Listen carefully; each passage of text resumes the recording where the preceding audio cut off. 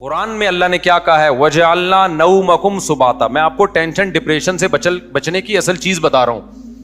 قرآن کیا کہتا ہے؟ قرآن نے کافی چائے کا تذکرہ نہیں کیا. قرآن نے کیا کہا ہے؟ ہم نے رات بنائی لتسکنو تاکہ تمہیں کیا ملے؟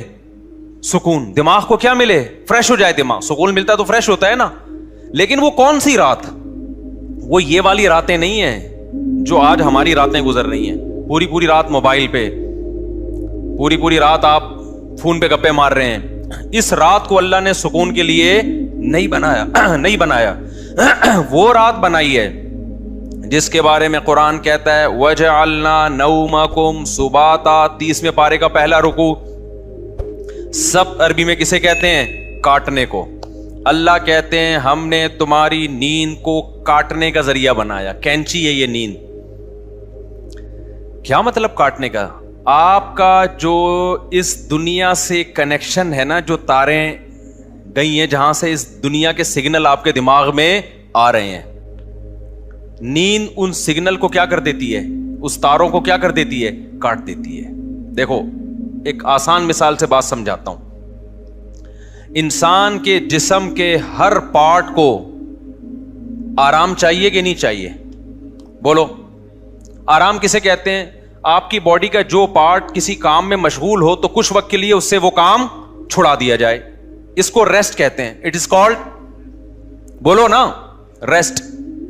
مثال کے طور پر میں بول رہا ہوں, اب میرے گلے کا کام ہے بولنا. بولتے اگر میں کبھی خاموش ہی نہ ہوں تو مجھے گلے کو آرام دینے کے لیے کچھ وقت کے لیے کیا کرنا پڑے گا؟ خاموش رہنا پڑے گا. ایسا ہی ہے نا. تو گلے سے کام تھا بولنا, اس کا ریسٹ کیا ہے؟ اس سے بولنا آپ چھڑوا دیں تو کچھ وقت کے لیے سکون میں آ جائے گا, وہ دوبارہ بولنے کے قابل ہو جائے گا. کان کا کام کیا ہے؟ سننا. ہر وقت سنتے آدمی کہتا ہے بند کر یار اس کو, تھک جاتا ہے نا کان. یار تھوڑی دیر سکون کا ماحول چاہیے, کچھ نہیں سننا ہم نے. ٹانگوں کا کام کیا ہے؟ ابے بولو نا, چلنا. چلتے ایک وقت آتا ہے آپ کہتے ہیں یار بیٹھ جاؤ یار, کچھ دیر ریسٹ کر لو, لیٹ جاؤ, کچھ آرام دے دو. تو ٹانگوں سے چلنا چھڑوا دینا یہ ٹانگوں کا ریسٹ ہے. ایسے ہے یا نہیں ہے؟ جم میں آپ جاتے ہو, وزن اٹھا رہے ہو, 3 سیٹ لگا لیے, 4 سیٹ لگا لیے, اب نہیں اٹھا جا رہا تو آپ کا ٹرینر آپ کو کیا کہے گا؟ بھائی اب بازو کو تھوڑی دیر کیا دے دے؟ ریسٹ دے دے. جو کام میں مشغول تھا اس سے وہ کام چھڑوا دے.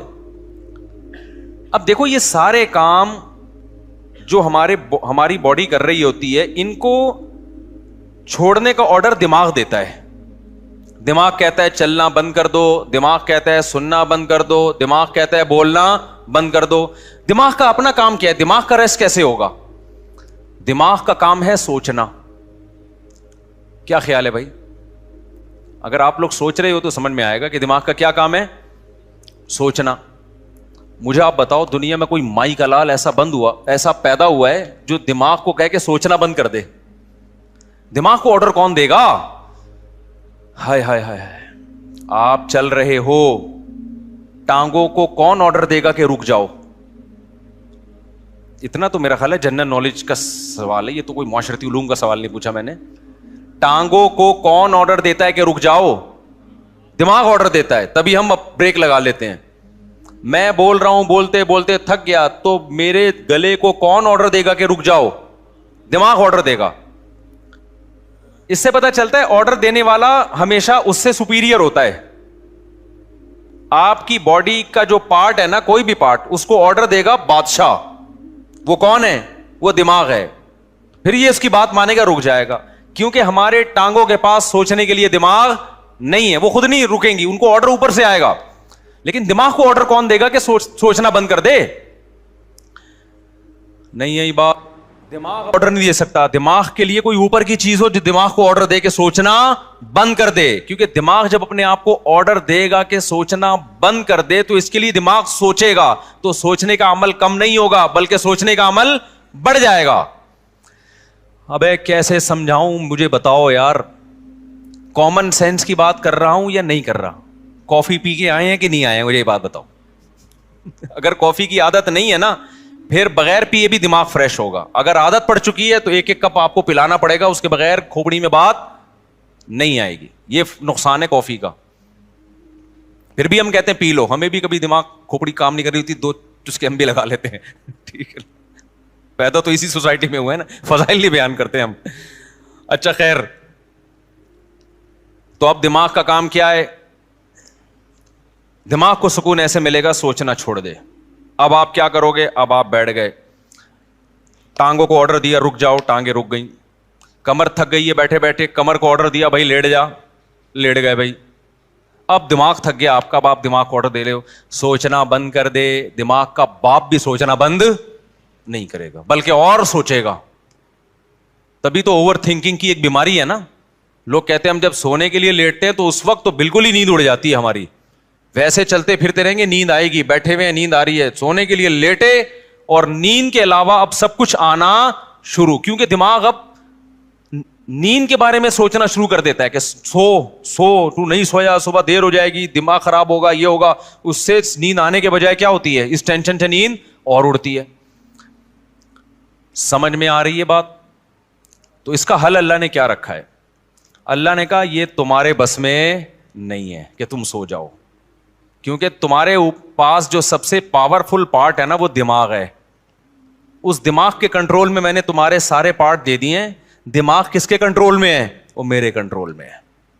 وہ کسی کا باپ بھی نہیں سلا سکتا جب تک میں نہیں چاہوں گا. لہذا تم نے کیا کرنا ہے؟ سونے کے اسباب اختیار کرنے ہیں. سونا تمہارے بس میں نہیں ہے. اسباب کے بتی بجھا دی, لیٹ گئے, سکون کا ماحول ہو گیا, پنکھا چلا دیا, یا نیند کی گولی کھا لی, بہت زیادہ ہو گیا تو یہی ہوگا نا. تو اس سے نیند کی گولی بھی آپ کو یاد رکھو سلاتی نہیں ہے. وہ کیا کرتی ہے, آپ کے جو پٹھے ہیں ان کو ریلیکس کر دے گی, خیالات کو مجتمع کر دے گی. نیند ڈاکٹر کہتے ہیں کہ نیند خود سے آتی ہے انسان کو, کوئی دوا نہیں لاتی نیند. دوا یہی ہے کہ وہ اسباب پیدا کر دیتی ہے, اس کے سکون کے اسباب پیدا کر دیتی ہے. لیکن دوا ڈائریکٹ نیند لانے والی اب تک کوئی دوا میری معلومات کے مطابق ایجاد نہیں ہوئی, جو ڈاکٹر کہتے ہیں. تو اب کیا ہوتا ہے؟ اب اللہ تعالیٰ بیچ میں آتے ہیں. اللہ تعالیٰ کہتے ہیں وَجَعَلْنَا نَوْمَكُمْ سُبَاتًا, تم اسباب اختیار کرتے ہو, لیٹ جاتے ہو. ہم کیا کرتے ہیں؟ تمہاری نیند, ایک کینچی لے کر آتے ہیں ہم, کیونکہ ہم جو سوچنا بند نہیں کر رہے نا, وجہ اس کی کہ ہمارے دماغ کا اس دنیا سے کنیکشن ہے. یہ کنیکشن جب تک ختم نہیں ہوگا اس وقت تک آپ سوچنا بند نہیں کر سکتے. آپ جب سونے کے لیے لیٹے, دن بھر کے خیالات ہیں, ابے یہ آیا تھا, یہ ہوا تھا, دوسری شادی, تیسری شادی, میرے بیان کسی نے سنے ہو, ٹھیک ہے نا, شادی نہیں ہو رہی یا ہو گئی ہے تو مصیبت. میرے جس نے بھی بیان سنے ٹینشن میں, وہ بھی ٹینشن میں جس کی نہیں ہو رہی, اور جس کی ہو گئی ہے وہ اس سے بڑی ٹینشن میں کہ یار یہ میں کیا کر بیٹھا ہوں. تو ٹینشنوں میں اور یہ اور وغیرہ وغیرہ 20 قسم کے آپ نکالتے چلے جاؤ دماغ سے. نہیں, اللہ کہتے ہیں میری قدرت کام کرتی ہے. میں کیا کرتا ہوں, اس کے جو لنک ہے نا, جتنے جہاں سے لیڈ آ رہی ہے اس کو, یہ دنیا سے آ رہی ہے نا, یہاں سے اس کے دماغ کا میں کنیکشن کیا کر دیتا ہوں, ساری تاریں, پاور ہی ختم ہو گئی. ارے میرے بھائی, بچہ کمپیوٹر پہ بیٹھا ہو, ہل کے نہ دے رہا ہو, پولیس بلا لی, بیٹا ہٹ جائے یہاں سے, نہیں ہل رہا ہو, تو آخری حل آپ کے پاس کیا ہے, وہاں سے پاور کھینچ دو, پاور ہی نکال دو, ایسی کی تار ہی کاٹ دو بیچ میں سے. اب چلے گا؟ اب پہیہ لگا کے تو چلے گا, ویسے نہیں چلے گا کمپیوٹر. تو اللہ میاں بھی کہتے ہیں وَجَعَلْنَا نَوْمَكُمْ سُبَاتًا, ہم نے تمہاری نیند کو دماغ اور اس دنیا کے کنیکشن کا کاٹنے والا, یہ نیند ایک کینچی ہے جو کیا کرتی ہے, تمہارے دماغ کا اس دنیا سے کنیکشن ختم. اصل بات جو میں بتانا چاہ رہا تھا, اللہ قرآن میں کیا کہتا ہے کہ تمہیں سکون دماغ کو اس وقت ملے گا جب کافی پیو گے, نہ چائے پینے سے, نہ چرس پینے سے, ہیروئن پینے سے, نہ دماغ کے سکون کے لیے اللہ نے نیند بنائی ہے, اور وہ والی نیند جو تمہارا اس دنیا سے کنیکشن ختم کر دے. کیونکہ ہم نے بہت سے لوگوں کو دیکھا ہے سو رہے ہوتے لیکن سب پتا ہوتا ہے کہ کیا ہو رہا ہے. اس کا مطلب ان کی نیند نہیں ہوتی ہے. گھوڑے بیچ کے سونے والی نیند کا اللہ ذکر کر رہا ہے قرآن میں. آپ دیکھ لو نا آج کل جو نیندیں ہو رہی ہیں, سو رہے ہیں اور سب سن بھی رہے ہیں کہ ہو کیا رہا ہے, بیگم کیا باتیں کر رہی ہے, کس کی غیبتیں کر رہی ہے, گھر میں ساس کتنے دن سے آگے ٹھہری ہوئی ہے, جا کیوں نہیں رہی ہے, مہنگائی بڑھ رہی ہے, اسٹیبلشمنٹ نے یہ کیا کر دیا اور فلانے نے یہ کیا کر دیا اور مہنگائی کو یہ کیوں ہو گیا وغیرہ وغیرہ 20 قسم کے مسائل، اور سو بھی رہا ہے. ذرا سی بات کرو تو کہتے ہیں کیا. اچھا سوتے سوتے بتا رہا ہوتا ہے چپ ہو جاؤ میں سو رہا ہوں. ابے تجھے پتا کیسے چلا اگر تو سو رہا ہے بھائی. کہتے چپ ہو جاؤ میں کیا کر رہا ہوں، سو رہا ہوں. میں ایک دفعہ سو رہا تھا، گھر والوں نے مجھے اٹھایا کہ دروازے پہ کوئی ہے، تو میں نے کہا مجھے اٹھایا کیوں، کیا نیند خراب نہ ہو جائے نا. میں نے کہا نیند تو ہو گئی خراب، نیند تو ہو گئی خراب. تو گھوڑے بیچ کے سونا، غرق ہو کے سونا، بے ہوش ہو کے سونا، یہ والا سونا کون سا سونا ہے جس کو اللہ نعمت قرار دے رہا ہے اور جو دماغی سکون کا ذریعہ ہے. آج کل یہ والا سونا مارکیٹ سے شارٹ. کیوں شارٹ ہے؟ اس میں ہمارے اپنے گناہ بھی ہیں. اب یہ میرا ٹاپک نہیں ہے لیکن غصے پر کچھ 2 ہفتے سے بیان چل رہا تھا نا، تو اس کو بھی لگا دیتا ہوں اسی کے ساتھ. میں نے بتایا تھا نا آج کل جو ہر آدمی توے پہ بیٹھا ہوتا ہے نا غصے میں، اس کی ایک بہت بڑی وجہ کیا ہے؟ نیند پوری نہ ہونا. لوگ کہتے ہیں ہم تو 7-7 گھنٹے سو رہے ہیں. بھائی آپ سو تھوڑی رہے ہیں، 7-7 گھنٹے آپ سونے کی کوشش میں لگے ہوئے ہیں. اس میں کبھی دیکھو 3 کیفیتیں ہوتی ہیں. ایک انسان اس دنیا میں ہوتا ہے اور ایک بالکل قبر میں ہوتا ہے موت کے بعد. ایک بیچ کی کیفیت بھی ہوتی ہے، کچھ برزخ کی چیزیں دیکھ رہا ہوتا ہے اور کچھ اس دنیا کی چیزیں. قرآن سے پتہ چلتا ہے یہ ایک بیچ کی کیفیت ہوتی ہے جس میں کچھ یہاں کچھ وہاں. بالکل نیند میں بھی ایسا ہی ہے. اللہ نے نیند کو موت سے تشبیہ دی ہے. نیند میں بھی ایسا ہی ہے، یا تو آپ پورے جاگے ہوئے ہیں جیسے بھی بیٹھے ہوئے ہیں، یا آپ پورے سو رہے ہوتے ہیں. آپ کا اس دنیا سے کوئی رابطہ نہیں ہوتا، کچھ پتہ ہی نہیں ہوتا کون رو رہا ہے کون ہنس رہا ہے، سردی ہے گرمی ہے خزاں ہے طوفان آ رہا ہے نہیں آ رہا. اور ایک بیچ کی کیفیت ہوتی ہے جس میں آدھے آدھے خواب بھی دیکھ رہے ہیں اور آدھے آدھے جاگ بھی رہے ہیں. اس والی نیند سے میرے بھائی سکون نہیں ملتا. تو یہ جو گہری نیند ہے نا، اس کے لیے کچھ کام کرنے پڑتے ہیں جو آج کل مارکیٹ سے شارٹ چل رہے ہیں. اور شریعت پہ عمل کر نہیں سکتے جب تک گہری نیند لیتے نہیں ہو، کیونکہ اسلام میں اخلاق کی بہت زیادہ ویلیو ہے. نبی صلی اللہ علیہ وسلم نے فرمایا انسان اچھے اخلاق کے ذریعے تہجد پڑھنے والے اور کثرت سے روزے رکھنے والوں کے مقام تک پہنچ سکتا ہے. یعنی اس کی زندگی میں تہجد بھی نہیں ہے اور روزے بھی نہیں ہیں، لیکن اخلاق کا اتنا اچھا ہے تو اللہ اس کو کس کے ساتھ حشر کریں گے؟ تہجد گزاروں کے ساتھ. اور حدیث میں آتا ہے کہ ایک تہجد گزار اور کثرت سے روزے رکھنے والا برے اخلاق کے ذریعے جہنم کا ایندھن بن سکتا ہے. حدیث کا مفہوم ہے. کیوں؟ بد اخلاقی کی وجہ سے کبھی بیوی سے لڑے گا، کبھی پڑوسیوں سے لڑے گا، کبھی کمیٹی سے لڑے گا، کبھی امام سے لڑے گا، کبھی مؤذن سے لڑے گا، کبھی اسے پٹا، کبھی گاڑی تھوڑی سی آگے آگے اس کو اٹھا کے ٹھوک دیا. ٹھیک ہے نا؟ تو ساری نیکیاں اس کی کیا ہو رہی ہیں؟ ضائع. کیونکہ ہمیں حدیث سے پتا چلتا ہے کہ جو شخص لوگوں پہ ظلم کرتا ہے قیامت کے دن اللہ بدلہ ایسے لیں گے کہ اس کی نیکیاں اٹھا کے اس کے پلڑے میں ڈالنا شروع کریں گے. حتیٰ کہ ایک گالی بھی ناحق دی نا کسی کو تو اس کے بدلے میں بھی اس کی نیکی کہاں جا رہی ہے؟ وہاں جا رہی ہے. اور جب اس کی نیکیاں ختم ہو جائیں گی تو اللہ پھر کیا کریں گے؟ جس نے ظلم کیا ہوگا بد اخلاقی کی ہوگی اس کے گناہ اس کو دینا شروع کر دیں گے. میں سمجھا پا رہا ہوں اپنی بات؟ تو اس سے پتا چلتا ہے بد اخلاقی، بدتمیزی، ہر وقت جلے کٹے رہنا، نیگیٹو سوچ رکھنا، یہ چیزیں اچھے اعمال کے باوجود انسان کو جہنم کا ایندھن بنا دیتی ہیں. اور خوش اخلاقی کے لیے جو میڈیکلی جو ہمارے لیے سب سے زیادہ امپورٹنٹ چیز ہے وہ کیا ہے؟ وہ گہری نیند. تو یہ ہمارے مذہب کا حصہ ہوئی کہ نہیں ہوئی ہے؟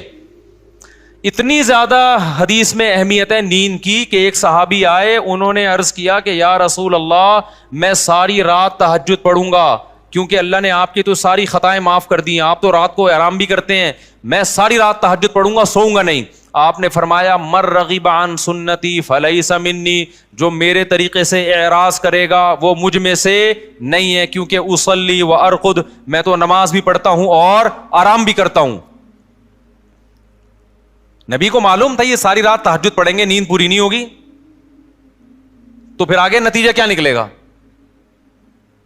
آگے نتیجہ یہ نکلے گا کہ وہ تہجد بد اخلاقی کے ذریعے ضائع کریں گے. یہ سمجھتے ہو بات کو؟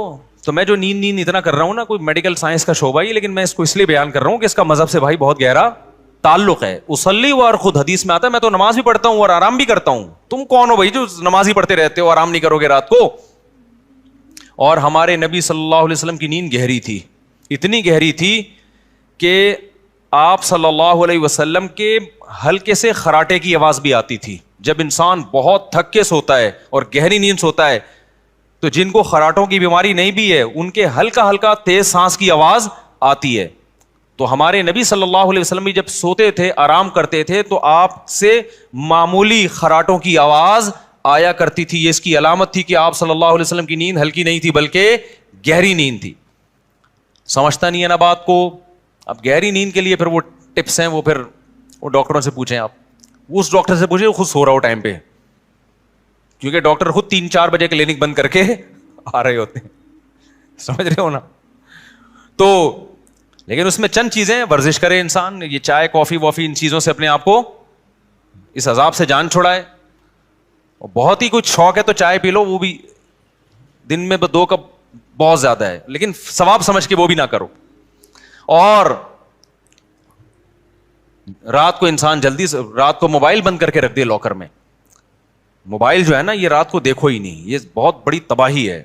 سو جاؤ رات کو, صبح 2 بجے 3 بجے اڑ جاؤ, اس کے بعد نماز پڑھو, تلاوت کرو, اللہ سے دعا مانگو, پھر موبائل دیکھ لو بیٹھ کے. بھائی کوئی مفید چیز اگر آپ نے دیکھنی ہے, کوئی جنرل نالج کی چیز دیکھنی ہے, کسی کا ولاگ دیکھنا ہے کہ میں بیت الخلاء میں بیٹھا ہوا ہوں کیسا لگ رہا ہوں, ٹھیک ہے نا, اس طرح بھی ولاگ بھی ایسے آ رہے ہیں کہ بس جو اٹرم پٹرم اٹھا کے ڈال دو. بس میں جا رہا ہوں, میں نانی کے جا رہا ہوں, میں خالہ کے جا رہا ہوں, میں پپو کے جا رہا ہوں. تو جا رہا ہے بھائی, تو ساری دنیا جاتی ہے, تو پہلی دفعہ تھوڑی جا رہا ہے. چلو کوئی دوسرے ملک میں جا کے ولاگ بنا رہا ہے, آپ نے وہ ملک دیکھا نہیں ہے, تو آپ کا یار بغیر ٹکٹ ویزے کے کنٹری دیکھنے کو مل رہا ہے, پھر بھی سمجھ میں آتا ہے. لیکن ایسے ایسے ولاگرز آ رہے ہیں, ان پہ تو مجھے تعجب اس لیے نہیں ہوتا کہ ان کو پیسہ مل رہا ہے نا, تعجب تو آپ پہ ہوتا ہے کہ یار آپ کے پاس اتنا ٹائم کہاں سے آ گیا. اور یہ بھی ایک بڑی بےغیرتی کی بات ہے, جس کا ولاگنگ کا چینل نہیں چل رہا نا, اپنی خوبصورت بیوی کو ادھورے لباس میں وہ لے آتا ہے. یار دیکھو, غیرت پہلے ہے, پیسہ بولو بعد میں. میں نہیں کہہ رہا کہ جو بھی عورت کو لے کر آ رہا ہے وہ گندی سوچ کا ہے, بری سوچ کا ہے, میں کسی پہ الزام نہیں لگا رہا. لیکن آپ کی بیوی اٹریکٹیو ہے, خوبصورت ہے, جوان ہے, اور ادھورے کپڑے میں آپ اس کو لا رہے ہیں, تو اس میں تو میرا خیال ہے کوئی دو رائے نہیں ہو سکتی کہ آپ کی نیت کیا ہے. یہ ایسے لوگ ہیں, اگر یہ بیگم کو نکال دیں تو ان کے چینل دھڑام سے نیچے. اور یہ ٹھرکی عوام, انٹرنیٹ پر اتنا فحش مواد پڑا ہوا ہے, اس کو دیکھنے کے بجائے کہیں بھی ان کو کوئی چاہیے کہ اپنی بیگم کے ساتھ آ رہا ہو. بھائی وہ جو مواد ٹھرکیوں کے لیے رکھا ہے وہ بھی غلط ہے, لیکن جب اتنا ہے تو پھر چل کیسے رہے یہ ٹھرکی چیزیں. اس سے پتہ چلتا ہے کہ قوم کی ٹھرک اتنے عروج پہ پہنچی ہوئی ہے کہ سب کچھ دیکھنے کے بعد بھی جب ان کو پتہ چلتا ہے فلاں کی بیوی آئی ہوئی ہے, دیکھو اس کو لازمی, یہ ٹھرک کی سپرلیٹو ڈگری ہے. بھائی مسئلہ یہ ہے نا کہ نہیں چل رہا تو اپنی بیگم, خوبصورت سی بیگم ادھورے کپڑوں میں لے آئی, تو سوال پیدا ہوتا ہے بھائی جس نے ادھورے کپڑوں میں عورت دیکھنی ہے وہ فلمیں دیکھ لے گا جا کے, وہ ناچ گانے والی عورتیں دیکھ لے گا, تو وہ آپ کی بیگم کو کیوں دیکھے گا؟ لیکن نہیں, وہ بھی دیکھے گا. تو یہ ٹھرک, آپ یو کے سے آئے, آپ کو یہاں کا اندازہ ابھی نہیں ہے. یہ لندن چھوڑ کے پاکستان آ گئے, کہہ رہے بہت اچھا ملک ہے, یقیناً بہت اچھا ملک ہے بھائی. ان لوگوں سے ہم پھر بھی بہت اچھے ہیں. ان میں یہ چھچور پنا اس لیے نہیں ہے کہ وہ اس سے بڑی چیزوں کے عادی ہو چکے ہیں. ہمارے یہاں کے نائٹ کلب ولب نہیں ہے, تو یہ بیچارے کسی کی بیوی ادھورے کپڑوں میں دیکھ کے تھوڑا سا کیا ہو جاتے ہیں, خوش ہو جاتے ہیں. ان سے آپ کمپیئر نہیں کر سکتے, کیونکہ یہ نا بہت سے لوگ کہتے ہیں پاکستان میں فحش فلمیں سب سے زیادہ دیکھی جاتی ہیں. غلط ہے, نہیں دیکھنا چاہیے, لیکن اس کا یہ مطلب نہیں کہ وہ ہم سے اچھے ہیں. بناتے کون ہیں یہ فلمیں؟ وہ لوگ بناتے ہیں, تو بنانے والا زیادہ برا ہے, سمجھ رہے ہو؟ جس میں جو بالکل ہی حیا لیس ہو جائے گا وہ بنائے گا. پاکستانی کم از کم اس سے تو کم ٹھرکی ہے نا, بنا تو نہیں رہا اتنی, پھر بھی دیکھنا چھوڑ دو. ایسا نہ ہو کہ آپ بولیں گے چلو دیکھنے کی وہ پرمیشن, دیکھنا بھی غلط ہے, لیکن اس سے آپ جو دوسری قوموں سے کمپیئر کرتے ہیں نا پاکستانی کو کہ یہ بڑے ٹھرکی ہیں, ایسا بالکل بھی نہیں ہے. ان لوگوں سے وہ ٹھرک کی بہت اوپر لیول پہ پہنچے ہوئے ہیں. وہ یہ بد نظری جیسی چھچور پنے کو ٹائم ویسٹنگ سمجھتے ہیں, ٹھیک ہے نا. یہ پاکستان کے غریبوں کے کام ہے یہ کام. خیر, تو جلدی سے میں بات کو سمیٹوں, کہاں سے کہاں چلی گئی. تو میں یہ کہہ رہا تھا یہ تھوڑا سا کنٹرول کر لیں سونے وونے کو, تاکہ اوپر کی سیٹنگ کیا ہو جائے, سیٹ ہو جائے, اور یہ طلاقیں بھی کم ہو ہماری سوسائٹی میں, اور یہ مار دھاڑ کے واقعات بھی کم ہو, اور یہ جو یونیورسٹیوں میں ڈرگس چل رہا ہے, چرس, آئس, یہ سب چیزیں سکون کے لیے لے رہے ہیں لوگ, لیکن اس سے سکون آنے کے بجائے تباہ اور برباد ہو رہا ہے. دیکھو مذہب خدا کی قسم بہت بڑی نعمت ہے. مذہب آپ کے پاس آپشن چھوڑ دیتا ہے سوچنے کا. شرابی شراب کیوں پیتا ہے, وہ کہتے ہیں اس میں کیا خرابی ہے, وہ بحث کرے گا. کچھ لوگ بتائیں گے کہ یہ فائدہ مند چیز ہے, کچھ کہیں گے نقصان دہ چیز ہے, تو وہ اپنی دماغ استعمال کر کے پلس مائنس کر کے ایک فیصلہ کر کے کچھ چھوڑ دیں گے, کچھ پینا شروع کر دیں گے. جو پینا شروع کرتے ہیں سوسائٹی کو کتنا نقصان ہوتا ہے. مذہبی آدمی کے پاس یہ آپشن ہے ہی نہیں. اس کے پاس 2 اور 2 4 کی طرح ہے کہ انما الخمر والمیسر والانصاب والازلام, اے ایمان والو شراب اور جوا کیا ہے, حرام ہے. بس جب حرام ہو گئی تو اب ہمارے پاس آپشن ہی نہیں ہے نا سوچنے کا کہ یہ صحیح ہے کہ غلط ہے. بس غلط ہے, جب اللہ نے کیا دیا غلط ہے تو کیا ہے, غلط ہے یہ. اب دیکھو جو لبرل طبقہ ہے ان میں پردہ ختم ہوتا جا رہا ہے. اپنی بیویوں کو دوسرے کی بیویوں سے, دوسرے دوستوں سے ملانا, دوست کی بیوی آپ کی بیوی سے, آپ کی بیوی اس کے دوست سے, کزنیں آپس میں مل رہی ہیں, اکٹھے ڈانس بھی کر رہے ہیں. وجہ کیا ہے کہ وہ یہ بحث کرتے ہیں کہ اس میں غلط کیا ہے. بھائی اگر کزن نے کزن کے سامنے ڈانس کر لیا, بہنوں کی طرح ہی ہے نا ہم لوگ, کوئی ہماری نظریں خراب تھوڑی ہیں. اس سے آہستہ آہستہ سوسائٹی کس کی طرف جا رہی ہے, تباہی کی طرف. زنا کے واقعات, گھروں سے بھاگنے کے واقعات, ماں باپ کے ساتھ بدتمیزی. جس لڑکی میں حیا نکل گئی, ابا اماں کے ساتھ تمیز سے بات اب وہ کبھی بھی نہیں کر سکتی. لیکن مذہبی لوگوں کے پاس اللہ کی کتنی بڑی رحمت کہ ان کے پاس یہ سوچنے کا آپشن بولو نہیں. کیوں آپشن؟ بھائی بیوی کو آپ نے دوست سے پردہ کرانا ہے, ختم. یہ کس کا حکم ہے؟ ہم تھوڑی کہہ رہے ہیں دوست کی نظریں خراب ہیں. ہو سکتا ہے اس کی نظر آپ سے زیادہ اچھی ہو, وہ نہ بری نظر سے دیکھے, لیکن یہ آپشن ہمارے پاس اللہ میاں نے کیا کر دیا ہے. بھائی جوان بیوی ہے تو آپ کو اپنے دوست سے اس سے پردہ بولو کرانا ہے, ختم. میرے سارے گھر والے میرے بھائیوں سے پردہ کرتے ہیں الحمدللہ. ہماری بھابیاں ہم سے پردہ کرتی ہیں. ہم سب جوائنٹ فیملی میں اکٹھے رہے ہیں. ہم لوگ 4 بھائی تھے اور میری والدہ کی 6 بہویں تھیں. یہ بھی ایک پہلی تھی. حالانکہ 4 بھائی میں بہویں کتنی ہوتی ہیں, 4 بہو. اس وقت 6 بہو. اگر ابھی والدہ زندہ ہوتی تو ایک کیلکولیٹر خریدنا پڑتا ان کو بہوؤں کو گننے کے لیے. خیر,